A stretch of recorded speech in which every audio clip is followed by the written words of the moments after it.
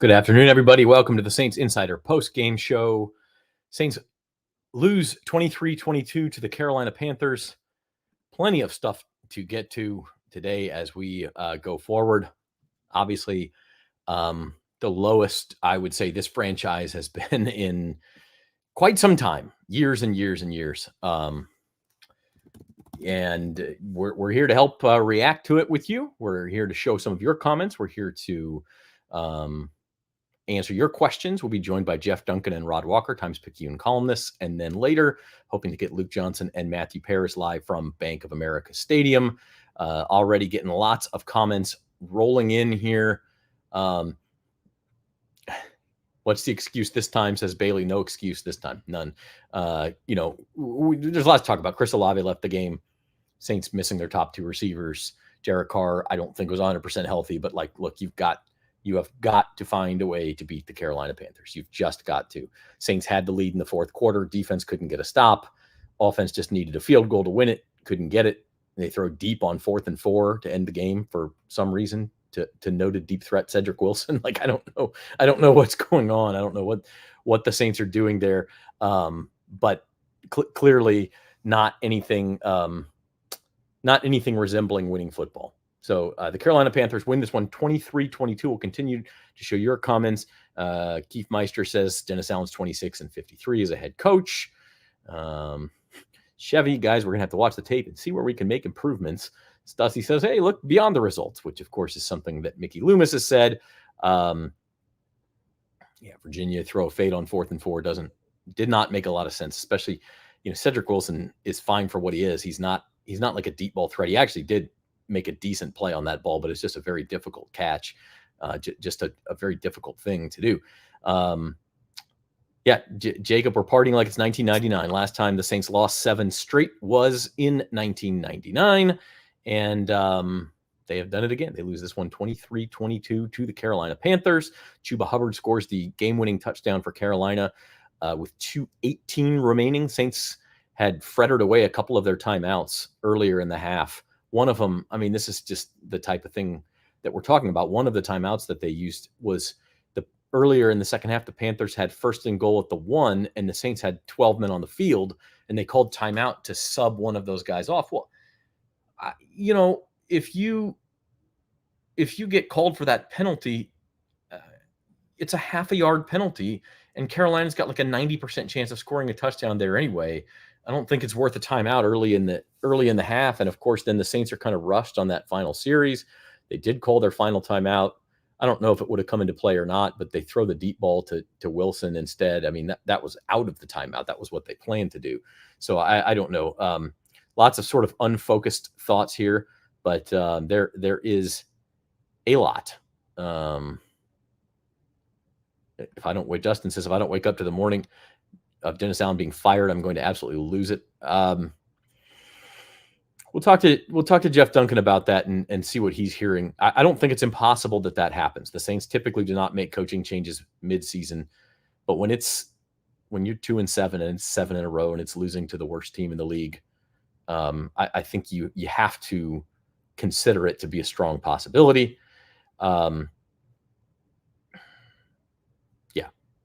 Pretty bad. How many times you're going to see the word fire during the show, Marcus? It's going to be a few. The Saints certainly need to think about firing Dennis Allen at this point. I know there's some calls for Mickey Loomis as well. Mickey is a different situation within the Saints. And this is not me trying to protect Mickey Loomis. This is just me telling you how it is.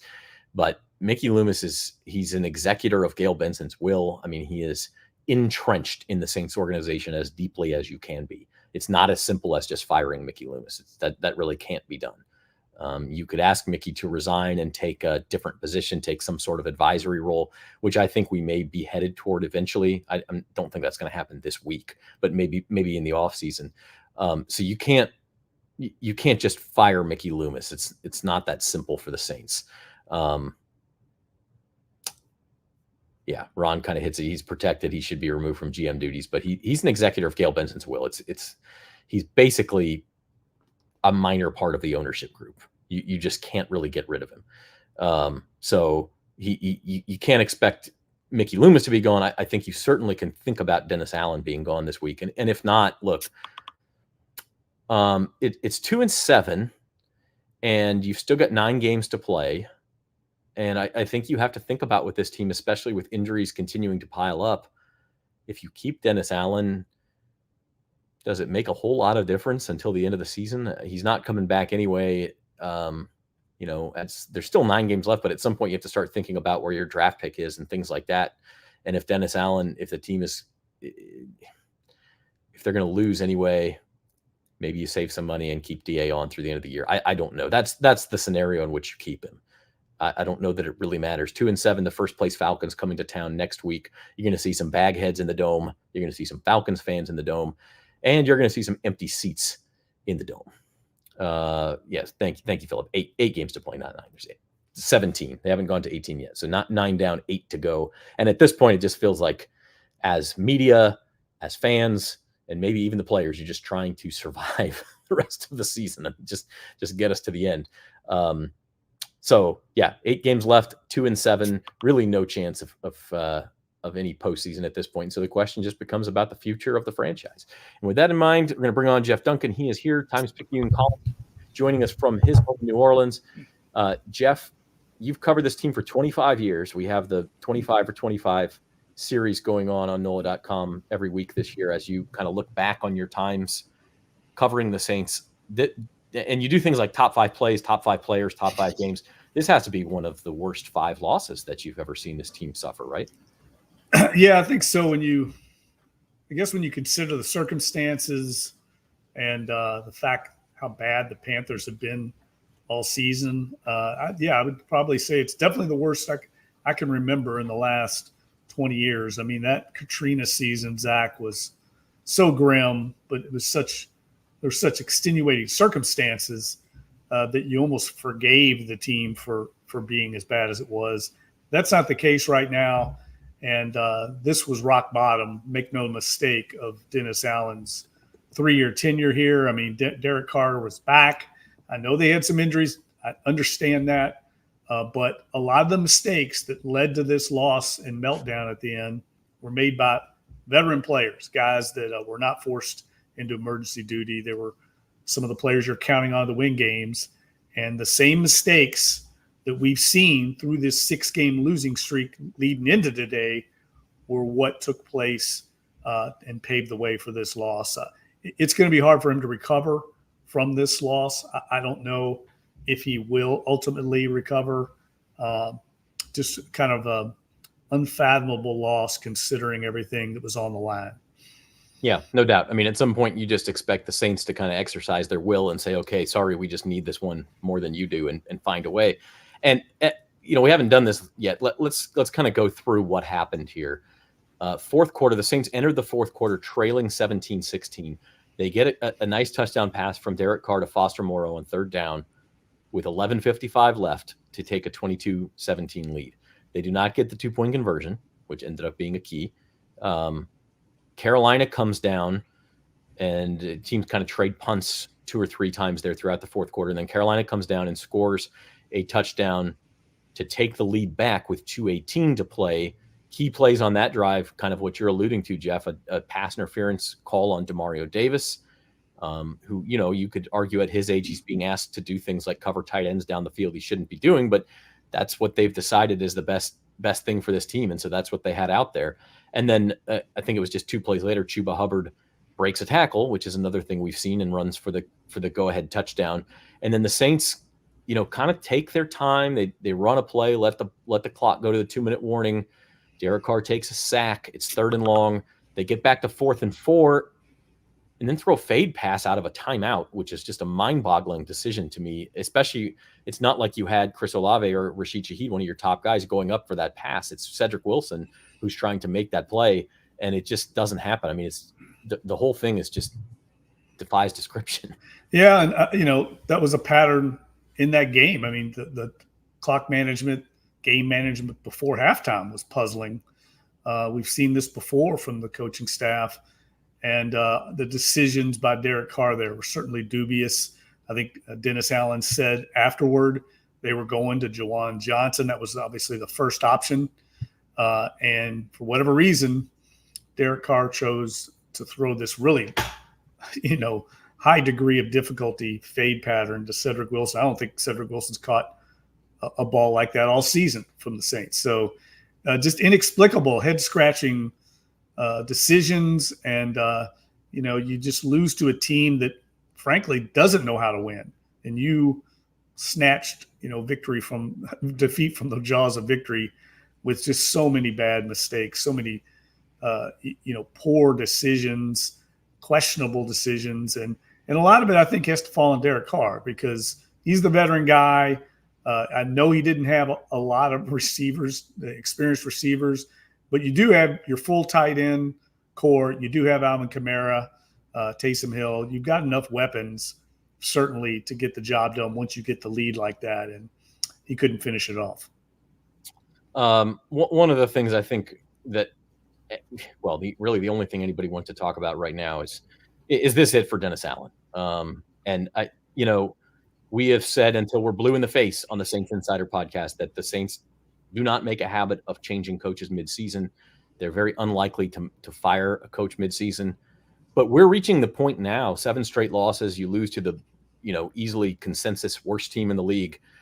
We're reaching the point now where it has to at least be a discussion on Airline Drive. Yeah, I think so. And I would not have said that until today. The Saints have not fired a coach during the season since 1980. Totally different regime, John Meekum regime. Dick Nolan was fired. Under Tom Benson, they've been very patient. They've waited to the end of the seasons with Mike Ditka, who went 3-13. Jim Haslett, aforementioned Katrina season in 3-13. Both of them were allowed to play out the season before coaching changes were made. Be very uncharacteristic, almost unprecedented. But this is an unprecedented loss, Zach. And I think with a 3-game homestand coming up, they're going to think long and hard about will a change at least, give some new direction to the team right now. I think they have to think that way with this homestand coming up. The Atlanta Falcons, it could get ugly in the Superdome. We've seen it get ugly. And I think it will be ugly if Dennis Allen's still the head coach. Yeah, it'll certainly be an interesting atmosphere. Dennis Allen did speak on his job security after the game, by the way. You can read all of that. Rashad Milligan has a post up on NOLA.com right now, just kind of scraping his post-game press conference comments. He says, I just think we have to do better. As a rule, I really don't believe that a midseason coaching changes the difference. Well, yeah, I assume that's going to be Allen's opinion. He says, so we'll evaluate where we are and we'll make changes based on what we think our issues are. And then he says, I have to be better for our guys. Here's what I'll say. I'm going to keep coming in every day and fight my ass off just like I have every single day that I've been here. And I'll just keep doing that. And that's what DA has to say. He's not going to go up there and say, yes, please fire me. But it sounds like a coach who knows his days are numbered. Yeah, he sounded defeated. I think he also had a comment about hurting for the organization, hurting for the city, hurting for the players in the locker room. That's not defiant. That's the sign and the sound of a defeated coach, which I understand. You've lost 7 in a row. You've had a lot of things go against you with injuries. The top 2 receivers are out now. Your top 3 or your top 4 cornerbacks are out. But there's enough talent on this team, Zach, to play better than they're playing. And I think some of the issues that I raised in my column this week about, just the little things, the disorganization, some of the, 12 men on the field at one point in goal line, late timeouts, burning timeouts when you don't need it. All those things add up over the course of a 70-play game. And that's what's undermining the Saints right now. It's not one thing. It's kind of everything. And that starts at the top. It starts from the top of the organization through Dennis Allen and his staff down to the players.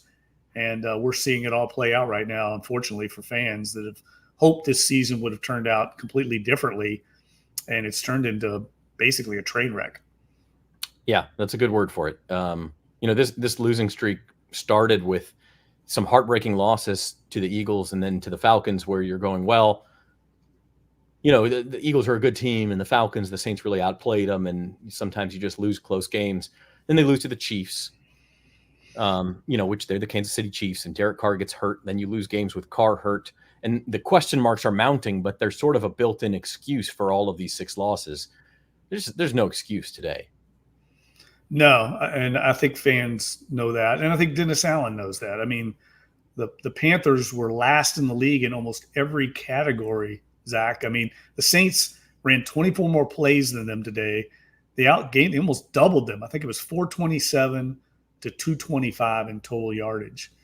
How do you lose a game like that? It's almost impossible. They ran for almost 200 yards. Almost every statistical metric, I think Bill Barnwell I just posted it. I think it's only happened one time in 276 games that a team has lost running for over 150 yards, outgaining the other team by 150 yards. What we saw today was a travesty, and it basically boils down, I think, to the 2 most important people in a football organization, the quarterback and the head coach. Now, I know Derek Carr, he did not look to me like he was 100%, was not really going downfield very often, was really settling for underneath throws. But again, that also comes back to not having a competent backup that you feel good enough that you feel like you have to play Derek Carr. So this all falls back on decisions made long before Sunday. Yeah, absolutely. Let's bring on Rod Walker, other columnist here. We'll have a group discussion here as we talk about the Saints' 23-22 loss to the Carolina Panthers. Rod, you tweeted something after the game that I think kind of sums it up, and it's, if you lose your 7th straight to the worst team in the NFL, you kind of become the worst team in the NFL, and that may be where the Saints are right now. Oh, you're muted, Rod. Yep.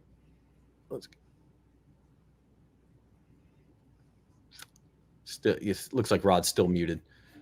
I don't know what's going on there. We're going to get his situation cleaned up and talk to him about that. But Jeff, look, it's well, let me just say, I agree 100% with Rod.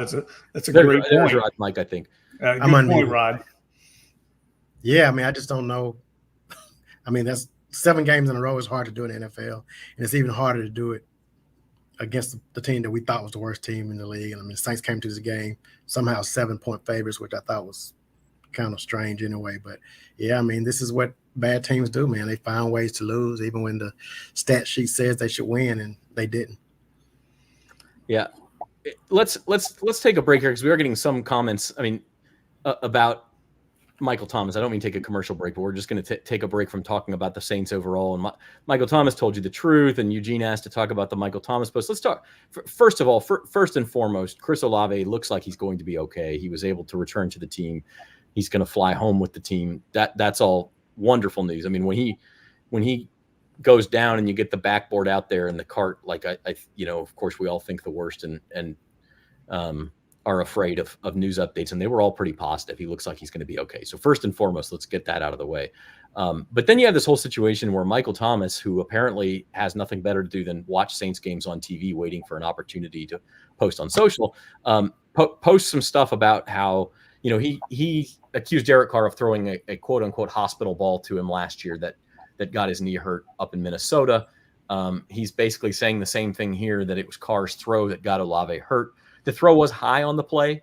Olave was coming across the middle anyway. He obviously had to stretch out for the throw. Could have made it worse. I don't know. But to a certain extent, that's football.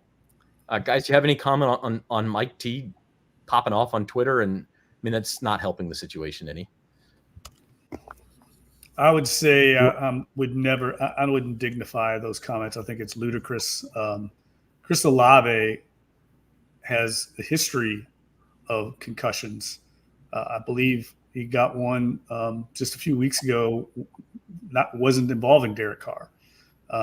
He had concussions at Ohio State. He has, an unfortunate concussion history. It happens to players. It's a very violent game. It's happened to Taysom Hill numerous times that didn't involve Derek Carr. Dignifying such off-the-wall comments, I wouldn't do it. And I'm with Jeff on that, 'cause there was one. Yeah, you mentioned the one with Rattler, I guess it was 2 weeks ago against whatever game that was. But there was also one, I don't know if it was last year or 2 years ago, when he went up for a ball in the end zone and just kind of landed on his head, and he just hit the turf kind of hard. So I don't know if you can pinpoint saying this is on Carr, and it's just unfortunate. I mean, he has a history of it, and I think it's something that should be concerning now if it hadn't been. I mean, I think at some point you have to stop and at least think about wearing the Guardian cap or something. And one of the things I asked Chris about the other day when he was talking about the Guardian cap is like, does it hinder you from your performance? And he said it's just like a regular helmet as far as wearing it, so it doesn't affect him as far as functionality and being able to do what he needs to do. So, I mean, to me, you have to wear it if that's the case. Same thing I said about Tua, who also obviously decided not to wear it. But I just think, I know these guys are young. They're in their 20s. They're not really thinking long term. And Jeff and I are the old guys, and we know that, we didn't play football, but, I mean, we just understand the bigger picture. And, I know it's hard to tell a 20-something-year-old guy who probably feels like he's invincible that you need to do it, but I just think it's time for him to at least start having that conversation with himself and with his family and whoever else that helps him make those kind of decisions. Yeah, it's hard to watch right now. I mean, it really is, and it's such a violent game. I don't know if Chris Olave is going to avoid hits like this in the future. It's just so hard to say. It's like a roll of the dice every time he catches a pass. So I think you're right, Rod. I mean, I know it's difficult for these guys because they're young, but he's got to look out for his long-term interest. And I think maybe someone that he's close to can talk to him about this. I know Tua said he had a lot of conversations with medical experts and also his family before making these decisions. But this may be something, frankly, that the whole league's got to get its head around. Maybe it's mandated by the league long term that everyone wears. I'm not sure why it wouldn't be other than aesthetics right now. But I think, for the safety of the players, they're going to be the last ones, I think, to make these decisions because they're so prideful. Yeah. And one last comment on that. I mean, Carr has played in the league for 11 years and does not really have a history of getting receivers hurt. So I think we need to kind of pull back on that talk. It's football. It happens. So just looking at some of the comments, and Gwen, we're not avoiding it. Watch the first 20 minutes of the show. We're talking about DA too. So yeah, tell you what, let's take a quick commercial break and we'll reset and we will talk. We'll talk more about Saints losing the Panthers and where this franchise goes from here right after this on the Saints Insider Postgame Show. At Tulane Doctors, we know your health can't wait. So we made booking appointments easier than ever. Just dial 988-5000 to book with any physician, any specialty. Whether at East Jefferson General Hospital or one of our other locations. Because your health is our top priority. And because navigating healthcare should be simple, personal, accessible. When you see the shield, you'll know the future of medicine is here.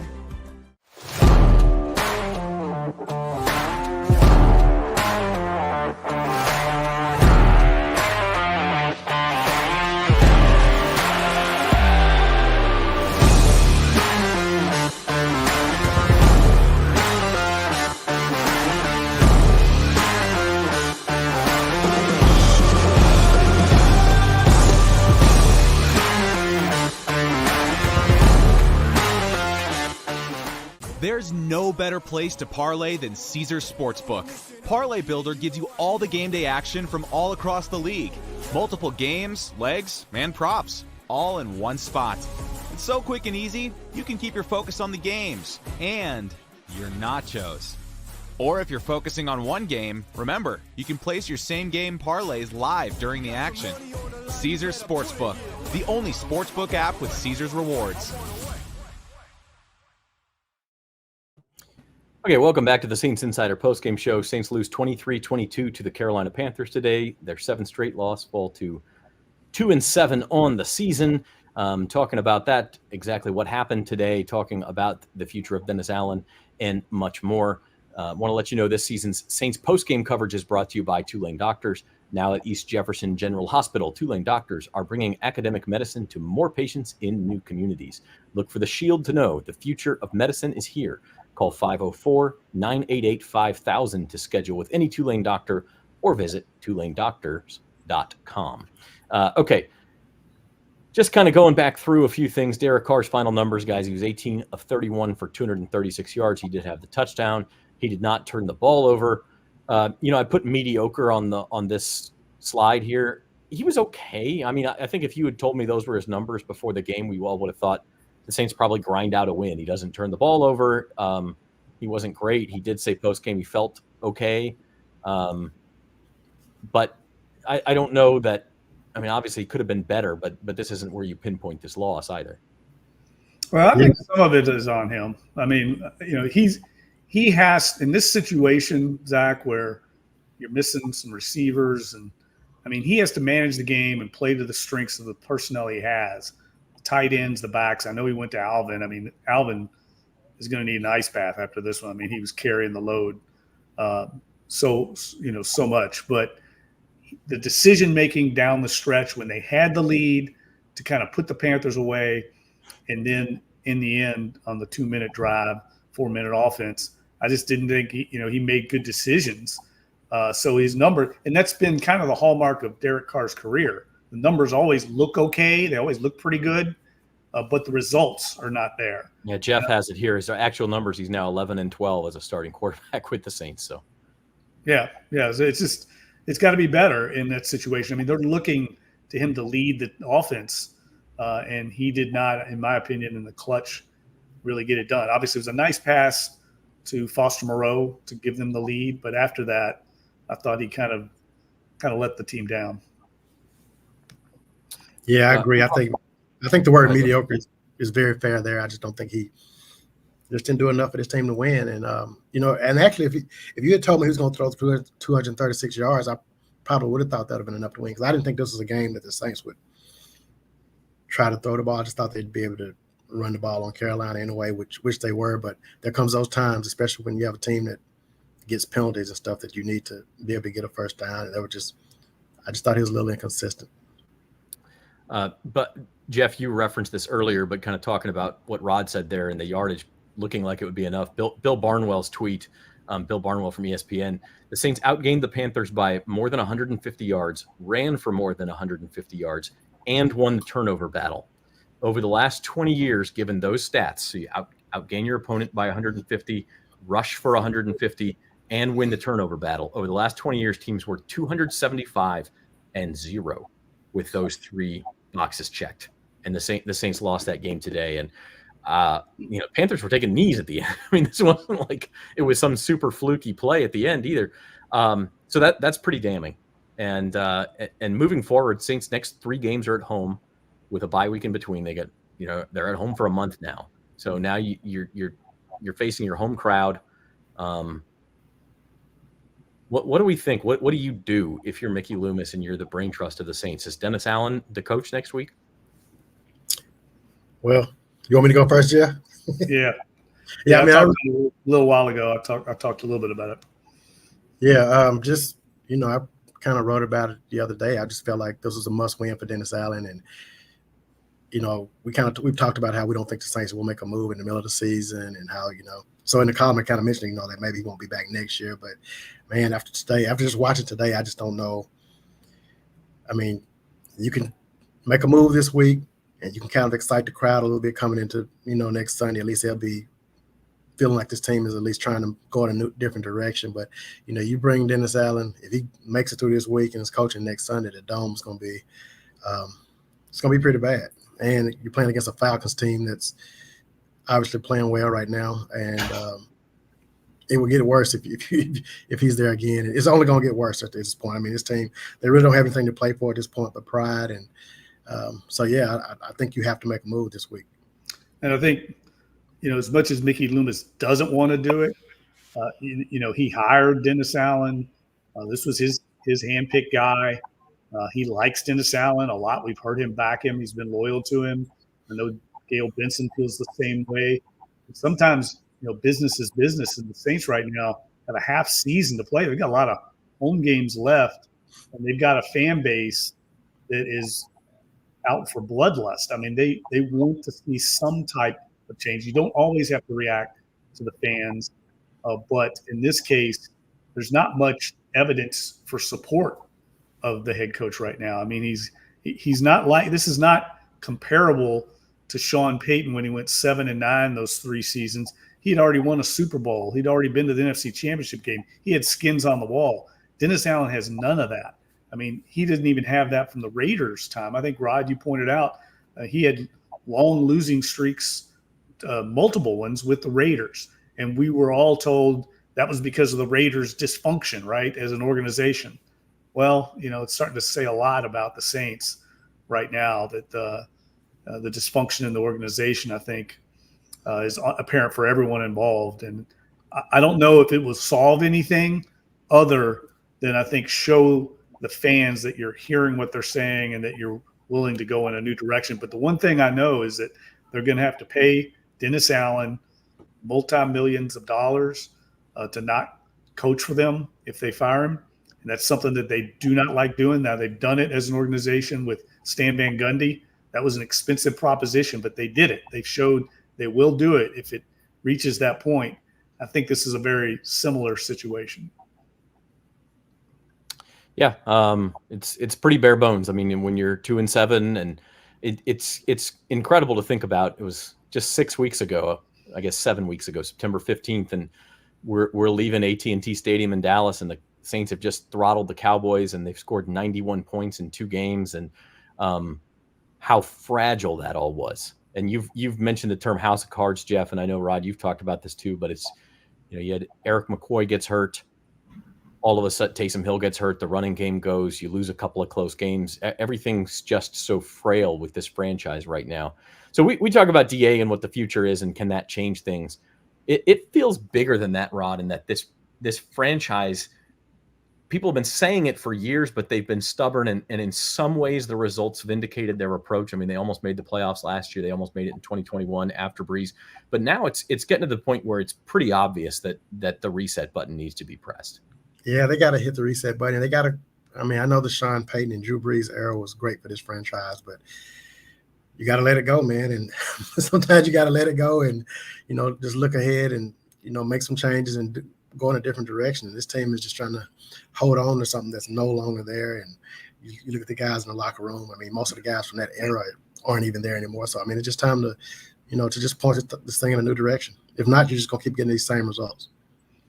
And I would say this too, Rod. I think it's a great point, kind of turning the page on that. But I think they need some fresh blood in the organization, even at the top. I mean, I think some new ideas, a new way of thinking in the building is much needed on Airline Drive. And I know there's value in stability. I know the Saints like to compare themselves a lot to the Pittsburgh Steelers. They're not the Pittsburgh Steelers. The Pittsburgh Steelers have had every coach win a Super Bowl in that organization. I mean, that's not the lineage or track record this organization has had. And it wouldn't be a bad idea to bring in some outside, executive level thinking, I think, to try and change things up, because it's just not working right now. And I don't think it's going to work if they try and keep everything status quo. And I think part of the problem is, I mean, they've been in this bad division for so long, and that makes you think that you're probably closer than you really are, and so it keeps you holding on to like this false hope. And I just think that's not the case for this team. Listening to Jeff Duncan and Rod Walker talk about the aftermath of the Saints' 23-22 loss in Carolina. You can join the Saints Insider podcast twice a week. We're live every Wednesday and Friday. We're technically not live, but we have podcasts on Wednesday and Friday, as well as a post-game show every Sunday. I know a lot of you are watching, probably new to this, and I understand you're upset and want to know where the franchise goes from here. Subscribe to our YouTube channel and hit the like button while you're down there. And you'll get us twice a week talking about this, and we'll be with you the rest of the season. We're not going anywhere. We will be talking the future and the rest of the season and everything else. So the Saints lose 23-22 to the Panthers today. Talk about the game a little bit. I think a key point, sometimes these games, especially when they're close and there's ups and downs and back and forth, you lose sight of this. But a big part of this game, the Saints went right down the field on their first 2 drives and had to settle for field goals both times. And Rod, that harkens back to last year a little bit, where they were having red zone issues. And you just, you're at the time you're thinking, it's the Panthers. It probably won't cost them, but man, you really need to be up 10-0 or 14-0 when you've got a 215-13 advantage in total yards.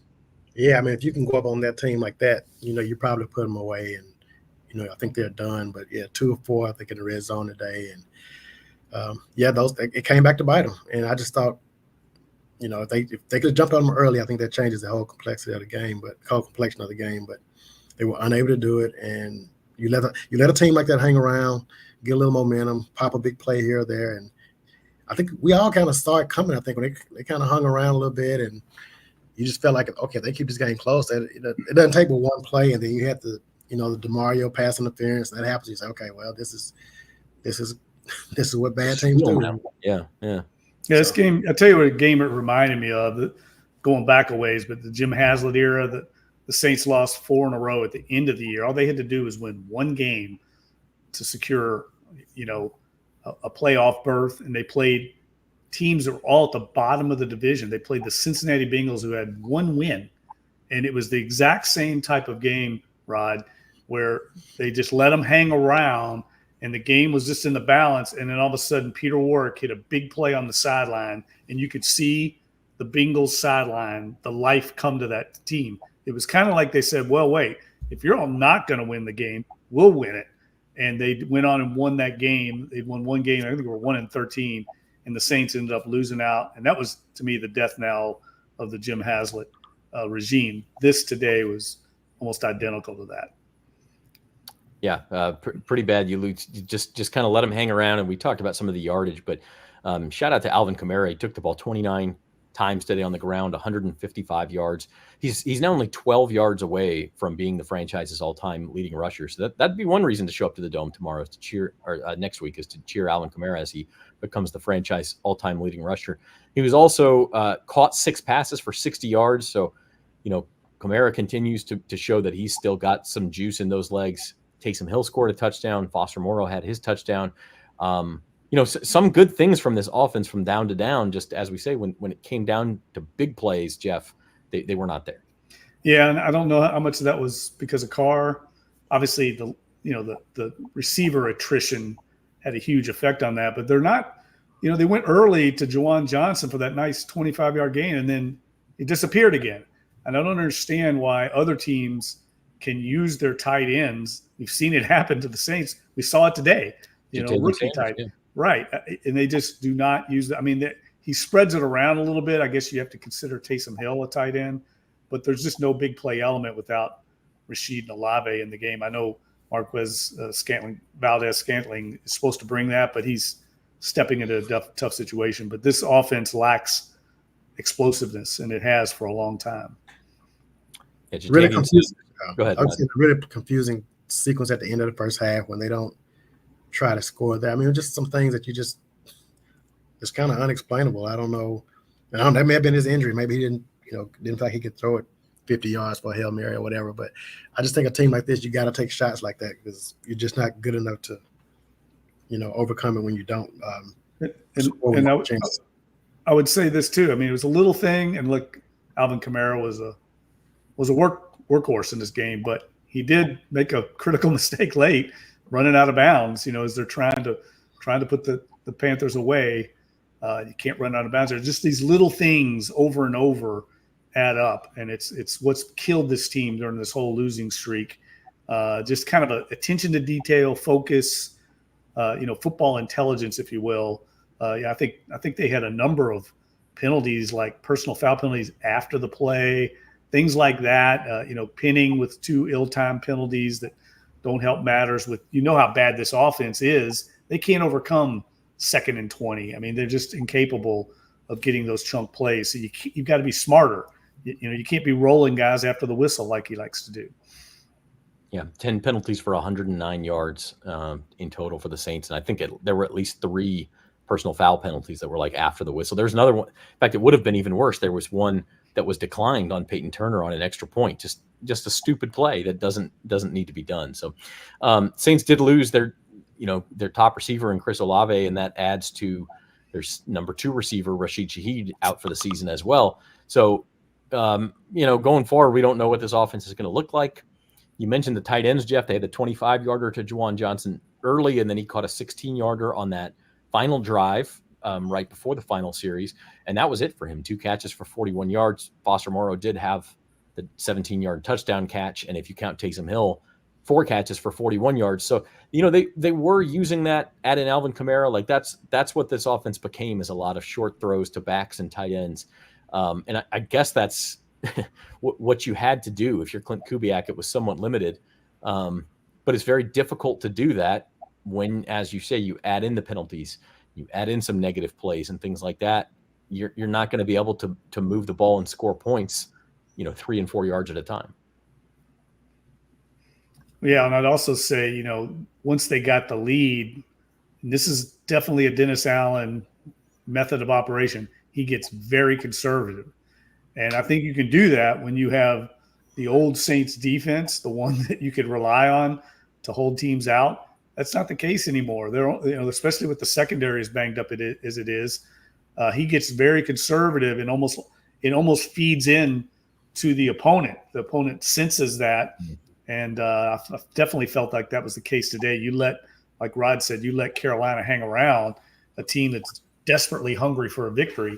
You just give them way too much impetus to try and come in and steal one. Yeah, it's interesting. After the Saints scored early in the fourth quarter to take the 22-17 lead, they get the interception. We haven't talked about that. Shamar Jean-Charles with one of the better interceptions you'll ever see. So, give him his flowers on that. Just ripped the ball away from Xavier Legette on the final drive. And, terrific play. So they get the ball back on that. Here's what they did at that point. Alvin Kamara run, then another Kamara run for a first down, then a Jordan Mims run holding on Dallin Hulker, the tight end. Then a short pass to Mims holding on Trevor Penning. Now it's 1st and 29. Incomplete. Another running play. They do pick up 12, and then Carr throws to Cedric Wilson. They're just a yard shy of the first down, but in that situation, yeah, you try to draw them offside and you just punt, pin them deep. They get a 3-and-out, get the ball back, and then they ran Kamara, got a face mask penalty on Penning. So now it's 1st and 23. 2 more runs, set up 3rd and 13, and then the Kamara run where, again, Jeff, you mentioned this, he runs out of bounds. And then 4 plays later, Carolina Panthers had themselves a touchdown. It was 3rd and 10 with like 3 minutes left, and then it was Bryce Young to Legette for 26 yards over the middle. Then the pass interference penalty on Demario Davis, and the next play was Chuba Hubbard, 16 yards right up the gut. And just in 3 plays, everything that you thought was going well was gone, and now you're chasing the game. So we've seen it a number of times this year, Rod, but like this defense is going perfectly well until it's not, and then things can change in like 2 plays. Yeah, I mean, they're just not. It's just, again, going back to them just hanging around. And if you hang around this Saints team, eventually that defense is going to, I mean, we've seen it how many times during this losing streak. They're going to give up the big play. There's going to be a busted coverage. There's going to be something, or a penalty. We had the penalties with a Debo early in this season. I mean, there's just always something that's going to happen. So, and they're just not good enough to overcome it. Yeah. All right. These are our Times-Picayune NOLA.com columnists, Jeff Duncan and Rod Walker. You can read their work on NOLA.com/Saints. We are going to have our ear to the ground on the Dennis Allen situation. Before we let you go, because we're getting our beat writers there from Charlotte logging in here, any final thoughts, guys, on today and where the Saints go from here? No, look, I mean, I don't think anyone even really cares anymore about what's going on the field. I think it's off the field now is where my interest is going to go. Like I said, I do think Dennis Allen is in trouble. I don't know if there will be a change, but I think it's certainly something that has to be considered at this point by the organization because this was, as Rod wrote, this was a must-win game. I don't care how many injuries you incur. You can't lose this game to this team after you've lost 6 in a row. You can lose one, in other times, but you're 6 in a row. You're desperate. You have to win. And when you lose that game, I think everything's on the table. And I would not be surprised if there was a change at some point. Yeah, I agree with Jeff. I just don't see how you can justify bringing him back for another week. And I mean, this team needs not just the team. I mean, the fan base needs a breath of fresh air. And I know you don't make these moves just for the fans, but I just think you have to do something at 2-7. I mean, you need to, this is a chance to get out front of the coaching cycle that's about to start, and you can be the first one, out there trying to find your guy. I think think it's time. I don't know what else. There's nothing we've seen that makes us think that, okay, this is going to get better. They're right there. Like, they're not right there. Yeah. All right, Jeff and Rod, thank you guys. And we will keep, obviously, keep y'all updated with their updates and their opinions on NOLA.com. Thanks, guys. All right, we're going to bring on Luke Johnson now. He is live from Bank of America Stadium there in Charlotte, where the Saints lose 23-22 to the Carolina Panthers. Luke, there's a lot to say after this one, I guess, but let's start here. The Saints outgained the Panthers by like 200 yards. They won the turnover battle. They pulled out a fake punt. They got one of the craziest interceptions you'll ever see, and yet they still lose to the worst team in the league. And at some point, you got to throw your hands up and say, if not now, then when? Yeah, and this is not the first time they've had everything go in their favor in a game and still lose this season, right? They've managed to do this a number of times where, they're the first team in 40 years to do something, or your first team in 30 years to do something and lose. So it's really confounding. And you're talking to the players afterward, and they're like, "Look, we know we have good players." I think that's evident when you're watching them. Alvin Kamara ran for 150 yards today. Yeah, they got a really nice interception from a guy who's on the practice squad. He's like their seventh corner. But you're still losing these games, and that's, the rubber is kind of meeting the road for this team right now. And it feels like you got to make some sort of a change to get things back on track. Yeah, I don't even know what back on track looks like in a 2-7 season when you're now, I think, 4 games behind the Atlanta Falcons, and they come to town. I mean, let's be clear about this. We can just go ahead and say their playoff hopes are shot, right? Even if they win out, which is highly unlikely, they're 10-7, and that's not a guarantee to get into the playoffs. I think that getting back on track is putting a respectable product out on the field for me. It's something that's not going to make everybody hate watch the team, because that's kind of what they're doing right now. Yeah. On that note, you were in the post-game press conference in the locker room. I'm sure things are pretty dreary, but do you get the sense with Dennis Allen, he's resigned to his fate at this point? Do you think a decision could come soon? What are you hearing? Yeah, it's pretty hard to get a sense with Dennis. I think he's pretty clearly frustrated. And if you're just trying to read it on body language, you're probably trying to read too much into what you're thinking about the situation. Because I think it's kind of like the same sort of press conference that we've had with him over the course of the season. I think that the obvious thing is that they've lost 7 straight games, and they've lost 4 of those 7. Those were games they could have won, this one included. So they're not finding ways to finish, and that, I think, kind of it goes back to the same thing over and over again. Yeah, and look, things could get ugly. They play their next 3 games at home in the Dome in front of fans who don't want to see Dennis Allen be the football coach anymore, who are frustrated with the product. It's a very tough situation for this franchise. Absolutely. Look, this is. Oh wait, I didn't even look this up. When's the last time they lost 7 straight? 1999. Partying like 99. Yeah. Yeah. What was Danny Werfel their quarterback then? This is like we are entering new territory, and they've got a lot of guys in this team who've won a lot of football games, but they've also got a lot of guys in this team who've never been a part of a winner before. And it's kind of feels like it's starting to creep in a little bit, just because this is the worst of what's been 3 straight kind of bad, disappointing seasons. So I don't know. I don't even know how to describe it, man. It's we all picked the Saints to win today. For some reason, we were all confident in this team to go out and beat another bad football team. But the reality is, we just watched 2 really bad football teams play today. That's just what it is. The Saints have good players for sure. They're not a good football team right now. Yeah, that about sums it up. Talking about some of those players, you mentioned Alvin Kamara, a huge day, 155 on the ground, 60 through the air. He's approaching Saints' all-time rushing record. He's probably going to get there next week against Atlanta. Derek Carr returns. We kind of thought that might be the magic pill, and he wasn't terrible, but he wasn't the reason they, won the game or anything, obviously. 236 yards, 1 touchdown, didn't turn the ball over. Did you feel like Derek was 100% out there? Do you still feel like there were some limitations? I mean, like, yeah, I think you could look at the fact they didn't really push the ball downfield very much and say maybe that was, partly because he was dealing with the oblique injury. I think to me, and this is something that he kind of brought up and Dennis Allen brought up in the postgame press conference, he didn't play football for a month. So he looked like a player that hasn't practiced or played football in a month. He was rusty. His throws were off. His timing was a little off.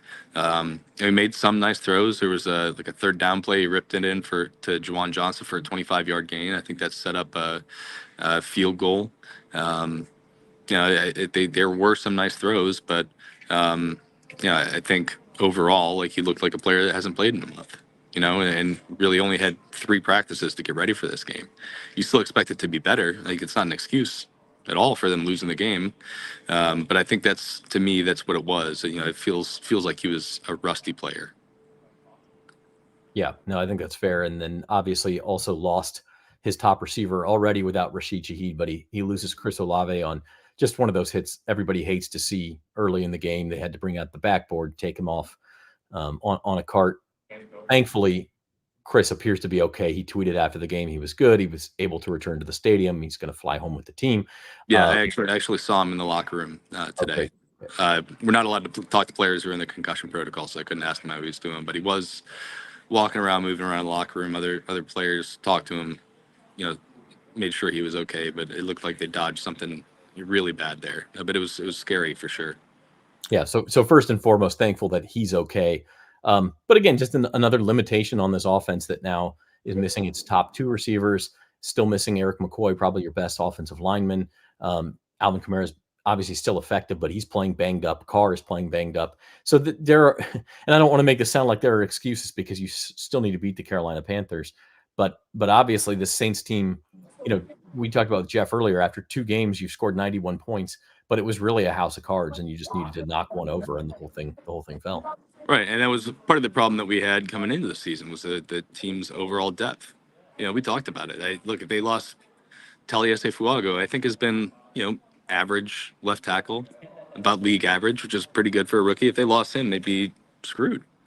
If they lose one of their top receivers, they're in a tough spot because they don't have a lot of depth out there. Look, there was a moment today when they had 3 healthy receivers like on their sideline. 2 of them were undrafted rookie free agents, and the other was a guy who they signed like 10 days ago. They're in a really bad spot there. And when you add all that stuff up, I mean, it's a team that is not deep enough to overcome some of these injuries. And they've had a lot of injuries, like, to be sure. Probably more than most of the other NFL teams, especially the key players. But you've got to have you got to give yourself a little bit better chance, depth-wise, to overcome that. Because right now it's a huge gap between the top guys and the guys behind them. Yeah, no doubt. Lou, we're going to let you go and get to work, but some final thoughts on what this means for the franchise and kind of big picture going forward. Yeah, well, I mean, I never thought at all throughout most of the season that they would make a coaching change mid-season, but like it's starting to feel like that's an option now. And I don't see how you could think any other way after what transpired on the field today, and after some of the stuff that we've talked about. Yes, they've had a lot of injuries, but like they've had a lot of opportunities to close down games, to win games, and they're finding ways continuously to lose games. Today you could put it on both the offense and the defense. The offense making critical penalties, put them in a 1st and 29 situation that they couldn't overcome.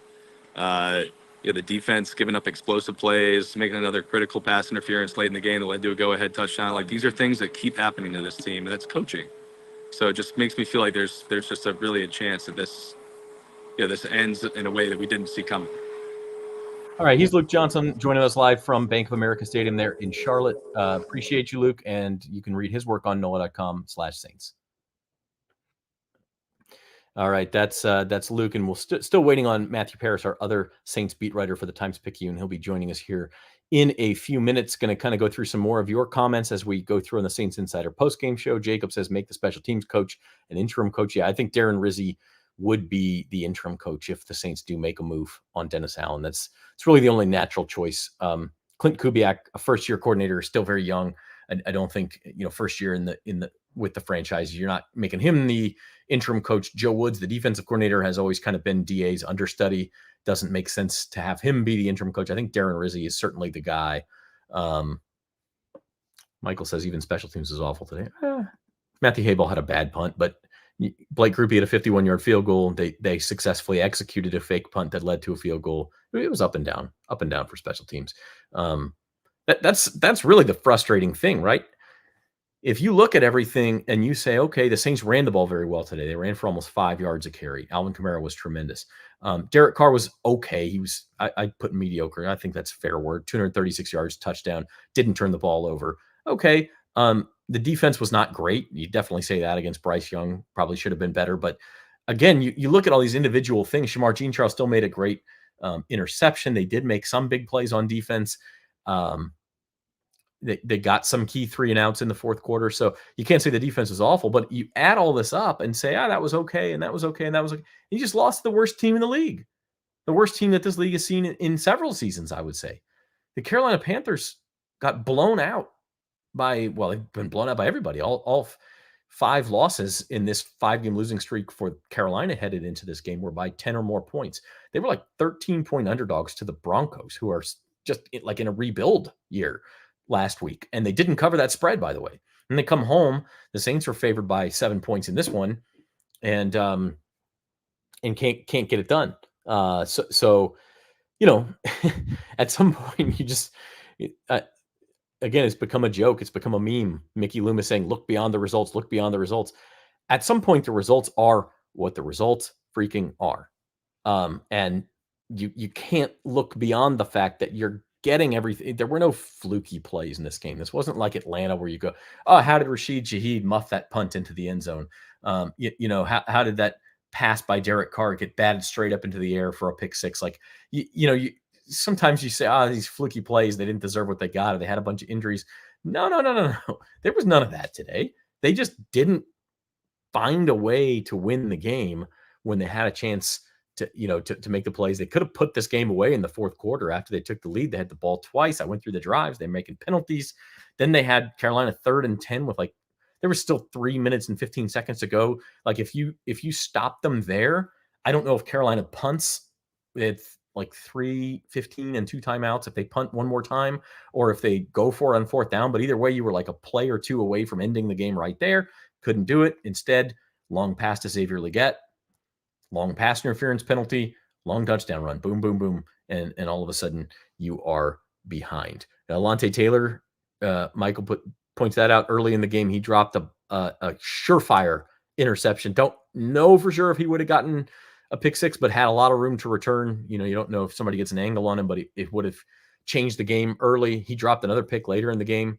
You're not going to get every single one of those, but did not look real good. So tell you what, we're going to take our last break, and hopefully Matthew Paris will be ready to join us from Charlotte after that as we keep rolling. Stick with us on the Saints Insider post-game show.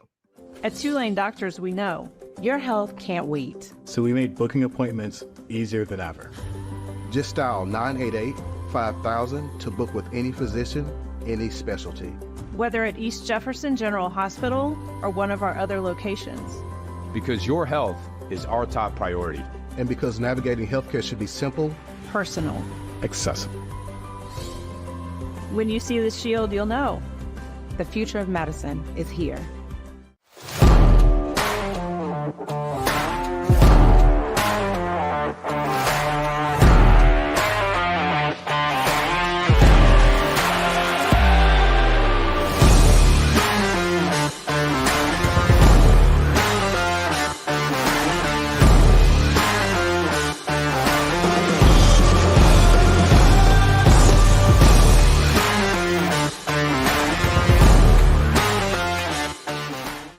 There's no better place to parlay than Caesars Sportsbook. Parlay Builder gives you all the game day action from all across the league. Multiple games, legs, and props, all in one spot. It's so quick and easy, you can keep your focus on the games and your nachos. Or if you're focusing on one game, remember, you can place your same game parlays live during the action. Caesars Sportsbook, the only sportsbook app with Caesars rewards. All right, welcome back to the Saints Insider Postgame Show, brought to you by the Times-Picayune and Tulane Doctors. Saints Insider Postgame coverage is brought to you by Tulane Doctors, now at East Jefferson General Hospital. Tulane Doctors are bringing academic medicine to more patients in new communities. Look for the shield to know the future of medicine is here. Call 504-988-5000 to schedule with any Tulane doctor or visit tulanedoctors.com. Okay, so Saints lose to the Carolina Panthers 23-22. Saw an interesting stat. This is Derek Carr, the 31st team he had lost to. The only teams coming into today he had not lost to as a starting quarterback were the Las Vegas Raiders, who he played for his first 9 seasons, and the Carolina Panthers. And of course, the Saints won their first 3 games with Carr against the Panthers. So today he now becomes the first quarterback in NFL history to lose to 31 different franchises. And of course, the Saints play the Raiders in their final game of the year, week 17, I think it is, the last game before New Year's, December 29th or whatever that Sunday is. And so he'll, I guess, have that ignominious record on the line there. So yeah, lots of missed opportunities today for the Saints, kind of same song, different verse. This one felt a little bit different than weeks past because, well, number one, it was competitive. The Saints have gotten blown out 3 weeks in a row. But number two, they really, it felt like another one of those games from the beginning of the year where the Saints just couldn't finish. They had a chance to win a game against Philadelphia. Certainly did not outplay Philadelphia in that game, but also had the lead with less than 2 minutes to go, and Philly had a 3rd and long, like should have won the game, didn't win it. Same thing in Atlanta the next week, a game they had a chance to win, made a bunch of mistakes early, but outplayed Atlanta the whole way through, and finally had a chance to win, couldn't do it. Younghoe Koo hits the long field goal at the end, and the Falcons win that one. I don't know if you count any of the others. They briefly made a game of it in Kansas City, but didn't, they were outplayed. Briefly made a game of it with Tampa Bay, but they were outplayed. And then you get blown out by Denver and the LA Chargers. And then we're back to that kind of, with Derek Carr back in there. Can't find a way. All they needed was a field goal on that last drive. Even after everything that went wrong, the defense couldn't stand up, and then the offense could not get into field goal range. They convert that 4th and 4 at midfield. You've still got like a minute left, and you really only need like another 15 yards for Blake Rupe to get in long field goal range to win that game. And we're having a slightly different conversation at that point. The Saints would be 3-6. They'd be facing the Falcons next week. I don't think anybody would be picking the Saints to beat the Falcons, but you're at least in a situation where, hey, if they can play better and they pull an upset, they have a path forward this season. Instead, I don't know. Is it better? Let me know in the comments if you think it's better.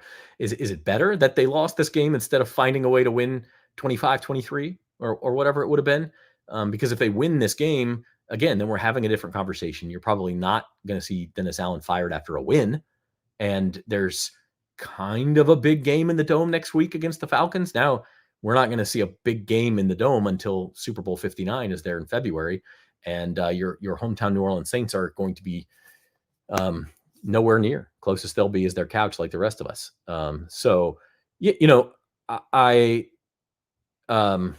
Jacob says he thinks it's better that they lost. It's a wake-up call. I mean, I think this franchise had already gotten its wake-up call with 6 straight, but when you lose today, it kind of forces that conversation forward. You never want to lose as a fan. I don't believe you should ever root for your team to lose. But in some ways, I think you lose this one, and that changes the conversation. So as we continue here on the Saints Insider Postgame Show, go over some other scores around the league. Let's see what's going on. The Atlanta Falcons did win, so they're still in first place. They beat the Dallas Cowboys 27-21. Buffalo Bills, last-second 61-yard field goal by Tyler Bass to beat the Miami Dolphins 30-27.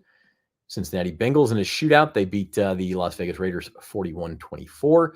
LA Chargers keep winning. They're 5-3. They beat the Cleveland Browns 27-10. By the way, a lot of talk last week about the Saints letting Jameis Winston go.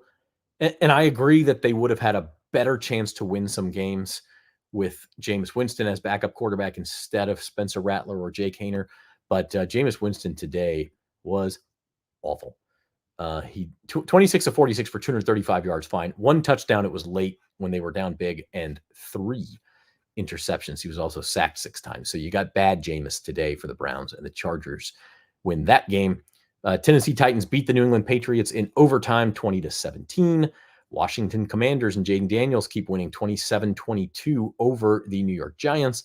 And the Baltimore Ravens beat the Denver Broncos 41-10. Games going on live right now. The Eagles lead the Jaguars at the half 16-0. Cardinals lead the Chicago Bears 21-9 just before the half. And then second quarter scores, Rams lead the Seahawks 3-0, and the Lions lead the Packers 7-3 late in the first half. So, yeah, it's that is your league scoreboard. Michael says, when is McCoy back? Assume you mean Eric McCoy. He is still on IR.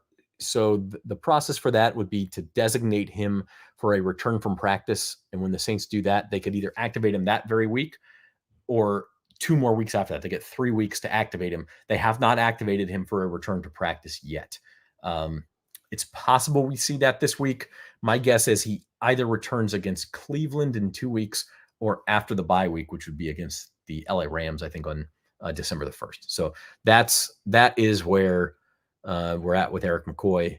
And I do think Eric McCoy makes a difference. I just don't know at this point what difference it makes ultimately. Again, if the Saints somehow won their last 8 games, they're 10-7, they probably make the playoffs, but barring that, they're not going to make it. And even 10-7 is no guarantee.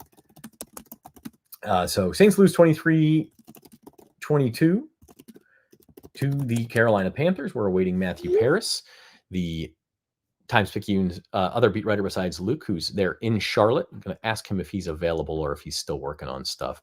And we will find out if we're going to keep going here. So we appreciate you all joining us. You can subscribe to the Saints on NOLA.com YouTube channel, and we have Saints Insider podcasts twice a week, plus the postgame show. So plenty of talk coming up. I don't know how soon we're going to get into coaching hot board stuff, but at some point you're going to. Yeah, Matt says he'll be on in about 5 minutes. So we will hang on 5 minutes for him. And yeah, we'll keep talking here through Saints loss to the Carolina Panthers 23-22. And yeah, it's as bad as it can get. I still think you could have talked yourself into, if the Saints won this game, then there's some rationalizations. And I know a lot of you would not have liked that. But I do think that you could have talked yourself into, okay, look, they're 3-6, but they lost 3 games without their starting quarterback. It's difficult for any team without a starting quarterback. The schedule's not that difficult. They get 3 home games in a row. You know what I'm saying? You kind of talk yourself into, hey, you beat the Falcons next week. You're only 2 games back. And then you're playing the Browns, who have their backup quarterback. And then you get a bye week. And, you can talk yourself into that. But this puts an end to any of that. And the sad thing is, the Saints should have won this game. Michael says at 197 yards rushing, and you still lose. I'm going to read that. I'm going to read that Bill Barnwell quote again. Bill Barnwell of ESPN. Saints outgained the Panthers by 150 plus yards. They ran for 150 plus yards as a team, and they won the turnover battle. Over the last 20 years, teams with those 3 boxes checked had gone 275-0. They were 275 for 275. They're now 275 for 276. Saints lose 23-22. Some of that is penalties. They lost 109 yards on penalties. Some of that is red zone failure. They, settled for 3 field goals, including 2 on opening drives where they went right down the field and got all the way down inside the red zone and couldn't score a touchdown. The 3rd field goal, they were outside the red zone, and Blake Grippy hit a 51-yarder. But still, you have all these. And then part of that was like some of those yardage where Derek Carr threw the pass to, was it Jordan Mims at the end of the first half, where he picks up like 20-something yards, and it didn't matter because he was never going to score. and the clock had run out. I don't know what they were doing there. I really don't. I don't know if Derek Carr, they were like 52 yards away from the end zone. Maybe with the oblique, he couldn't throw it that far. And that, so, but then you set up some sort of lateral situation or something. Like, what is the point?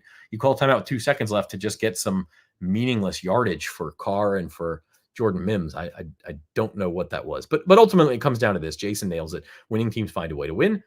Losing teams find a way to lose. So I still think losing teams still win some of the time. And a lot of times they win is with this, like this formula Bill Barn was talking about.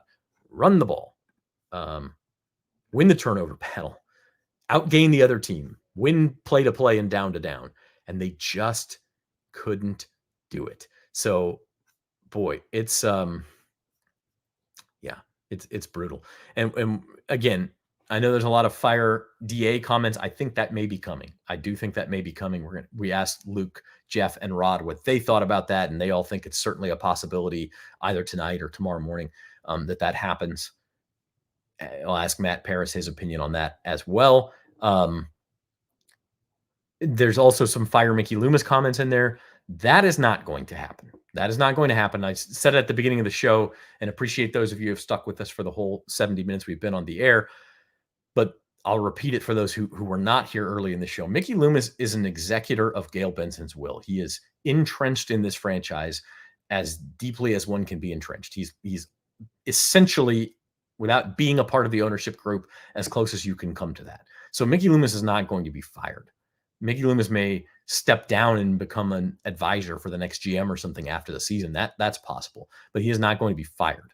So that's not something that will happen. Now, again, Dennis Allen, I think Mickey Loomis wanted it to work with Dennis Allen. He said it in this kind of now infamous end of season press conference last year, where he's talking about Chuck Noll and Tom Landry and all the famous coaches who also had some losing records early in their careers and then turned it around. He's been very protective of DA. He has talked about DA. I think he has some pride wrapped up in Dennis Allen as far as, hey, this is the guy I chose to succeed Sean Payton, and I think it'll work, and I want to see it through. But ultimately, again, and even 2 weeks ago, the results look beyond the results.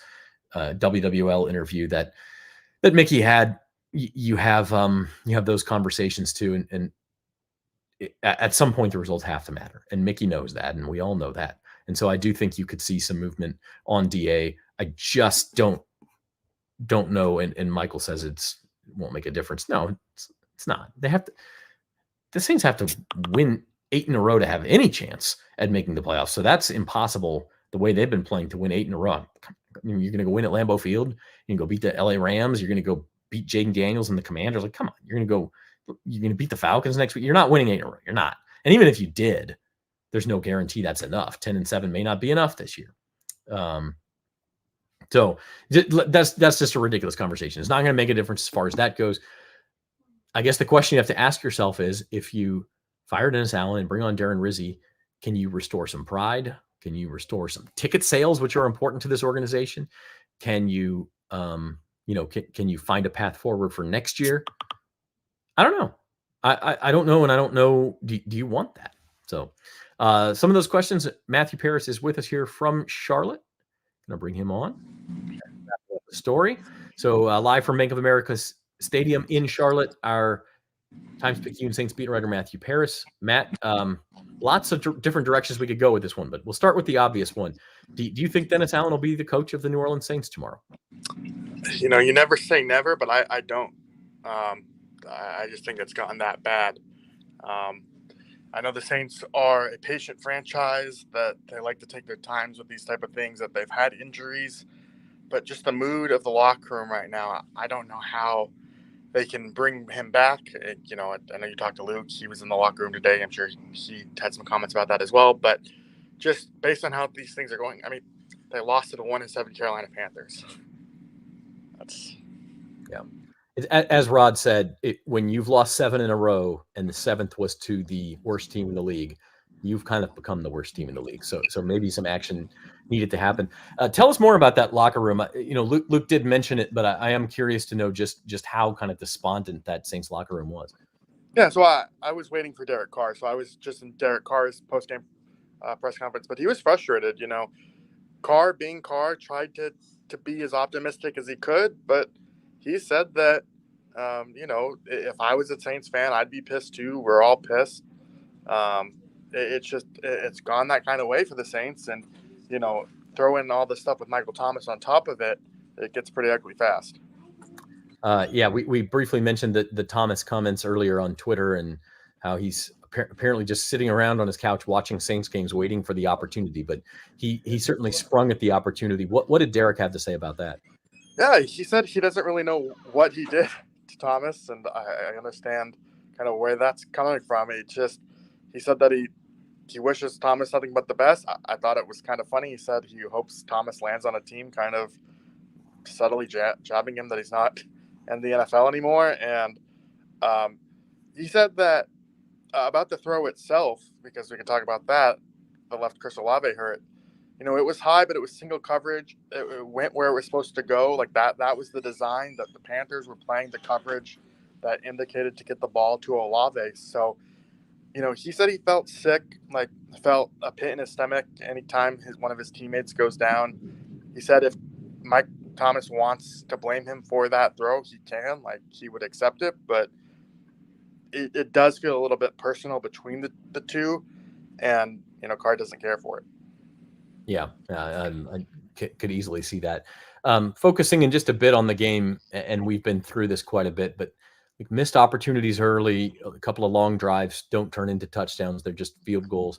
And then late, just failure to make big plays on key downs.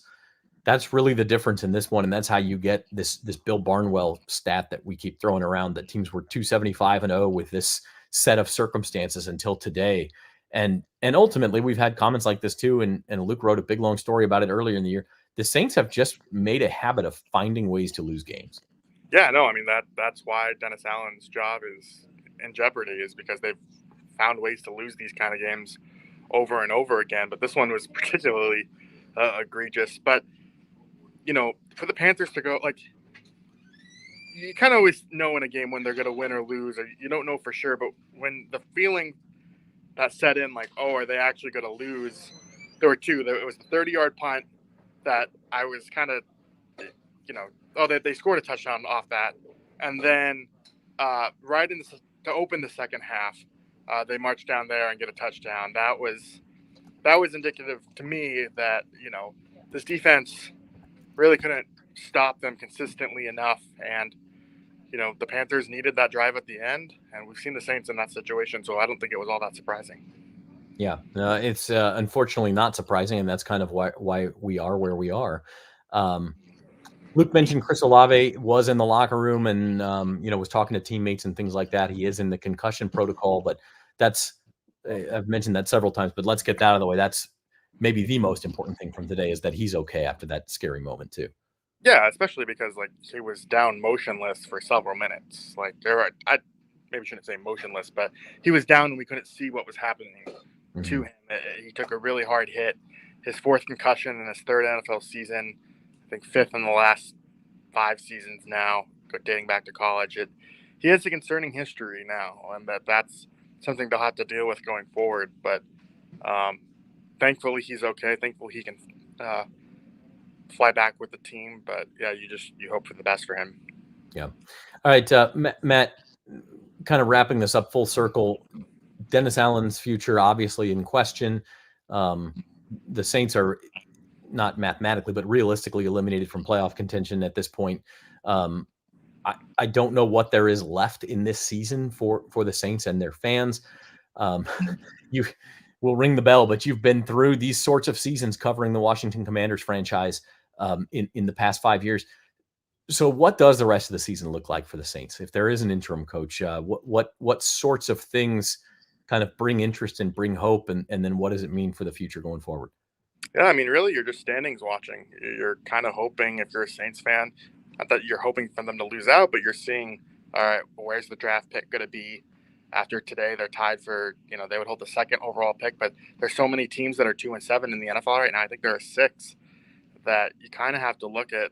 All right, what are the Patriots doing this week? Who are the Raiders playing? Like, you kind of get used to watching other teams and the other bad teams to see who the Saints could end up with. And for a guy like me and Luke, I would imagine we'll be working on a lot of mock drafts or all that content soon enough here. Yeah, good drafts can turn around franchises, and coaching changes can turn around franchises, and that may be where we're at with the Saints. I mean, this organization has been so resistant to hit the reset button, but it's looking awfully shiny right now. Yeah, I mean, it's like even if they wanted to roll it back and try and keep the roster intact because they don't want to eat the salary cap charges, having a high pick in the draft would at least help in that regard. I mean, that might be a little delusional to say, but there is value. You know, when you have the number 2 pick, you can pick a guy like Chase Young. Okay, never mind. Oh boy, the hammer to end the show from Matthew Paris. No, look, we've got months to talk about this. Derek Carr's contract is such to where you're probably not getting rid of him before next year. I don't know if you take a quarterback that early in the draft when you know he's probably not starting the very first year, but maybe you would. That's what happened with the Chiefs and Patrick Mahomes. So it's not crazy to think that they would do that, but you've also got your Travis Hunters, your Will Campbells from LSU. So there's a big name defensive lineman out there too. Like there's good players who can help you early in the draft. And that may be where we're at now, is just looking at the draft and where the Saints can help themselves. I had a guy in my mention the other day who was saying last time the Saints had the number 2 pick, they picked Reggie Bush, so they should take the Buffalo running back, which, you know, to advocate for a number 2 pick overall to draft a running back. Maybe it was Dave Gettleman. I don't know, but shout out to that guy. Yeah, Ashton Jonty from Boise State on line 1. All right, he's Matthew Paris, live from Charlotte. You can read his work on NOLA.com/Saints. And again, we'll be back with more Saints Insider podcasts on Wednesday, possibly sooner. We may have some news where we need to do an emergency podcast. So we'll discuss that as we move forward. And Matt, thanks for joining us, man. I'll do it from the plane, but thanks. All right. He's Matt Paris, and appreciate everybody sticking with us for a long post-game show today. Saints lose 23-22 to the Panthers. Future of Dennis Allen obviously in question. Future of the franchise kind of up in the air. Where do they go from here? And we hope you'll join us. Read us, NOLA.com/Saints. We've got a $1 per month subscription offer going on right now. So it's a good place to go. NOLA.com/Saints. Click on a story and it'll pop up and say, okay, you know, here's put in your information. It's just $1, and you can read all of our work. And also on the YouTube channel, subscribe to the YouTube channel. Hit the like button while you're there, and we will be back with Saints Insider podcasts this week. Appreciate all of you once again, and we will talk to you next time.